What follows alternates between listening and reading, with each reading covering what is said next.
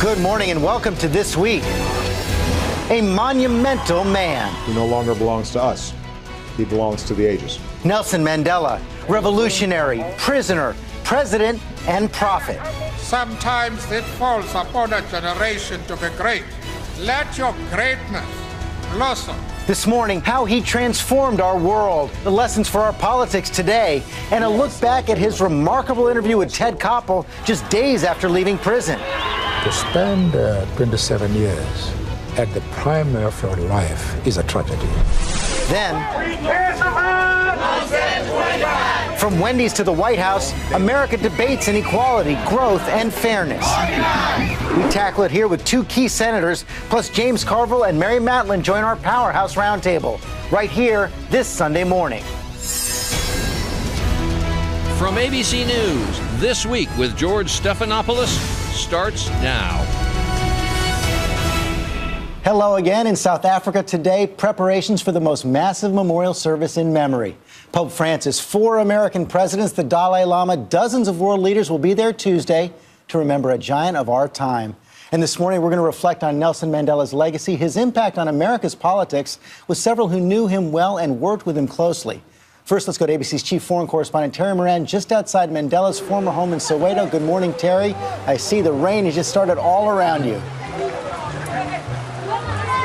That's right, George. Right now, the rain has just opened up on this scene here, but it hasn't dampened the spirits here in Soweto. Just up the street, as you say, from Nelson Mandela's home, you might call it the humble Mount Vernon of South Africa, a remarkable national celebration right across South Africa, the passing of the great man being marked in song and pride and smiles, not tears or sorrow. Today, Sunday, a national day of prayer and reconciliation. We were at the Regina Mundi Church here in Soweto. That was a center of resistance and sanctuary during the apartheid era. There and in houses of worship across South Africa, prayers lifted up for Nelson Mandela in English, in Afrikaans, in Zulu, in Xhosa, in Swana, in all the many tongues of this truly rainbow nation. And he was really the one who kept them together and gave them the opportunity to begin again with his courage and compassion and his remarkable capacity for forgiveness. The Nelson Mandela family issued a statement on their behalf. They're in mourning, of course, and they said, "We have lost a great man, a son of the soil, whose greatness in our family was in the simplicity of his nature." And Terry, walk us through what's going to happen the rest of the week there in South Africa. Well, Tuesday is the big day, George. That is when President Obama and the other presidents and potentates and princes will come here to South Africa and join 90,000 South Africans in the FNB Stadium. That was the last place that the public saw Nelson Mandela at the 2010 World Cup.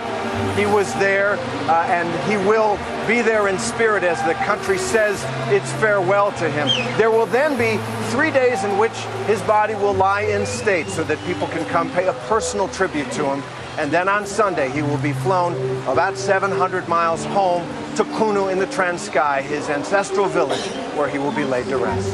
Okay, Terry, thanks very much. And with that, let's take a closer look at Mandela's long and complicated history of the United States.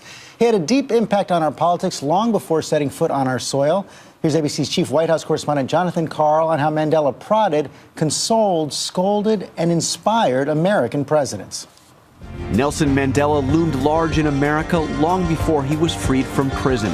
It was 25 years to take that man away. Inspiring a mass movement against racism and intolerance. Apartheid, no, we want freedom, yes! But Mandela's relationship with U.S. presidents has been far more complicated. When he was locked up in 1962, the U.S. government was silent. In 1966, Bobby Kennedy went to South Africa and took a stand against racism, giving the greatest speech he ever delivered. Each time a man stands up for an ideal, he sends forth a tiny ripple of hope. But from LBJ to Nixon and even Jimmy Carter, South Africa's apartheid government was actually a U.S. ally in the Cold War. As the anti-apartheid movement grew, a young college student named Barack Obama was inspired by Mandela to give his very first political speech. The man in the White House then said no to sanctions against South Africa, insisting they wouldn't work.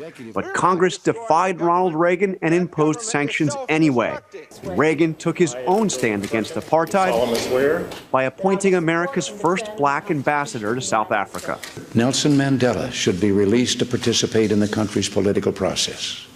4 years later, Mandela was finally free, greeted as a hero in his first visit to America, and warmly welcomed at the White House. Mr. Mandela, a man who embodies the hopes of millions. It was Bill Clinton with whom Nelson Mandela would develop the closest bond. Mandela, now president of South Africa, visited the White House during the darkest days of the Clinton presidency, and he gave his friend a boost. Our morality does not allow us to desert our friends. A friendship Clinton treasures to this day. We just hit it off. I just adored him, and he was always, he was a true friend.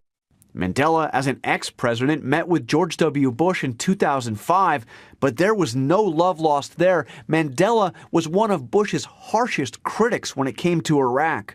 When we talked to Bush about the ailing Mandela earlier this year, there were no hard feelings. He promoted freedom and was a really great leader. He was smart and capable and made his mark.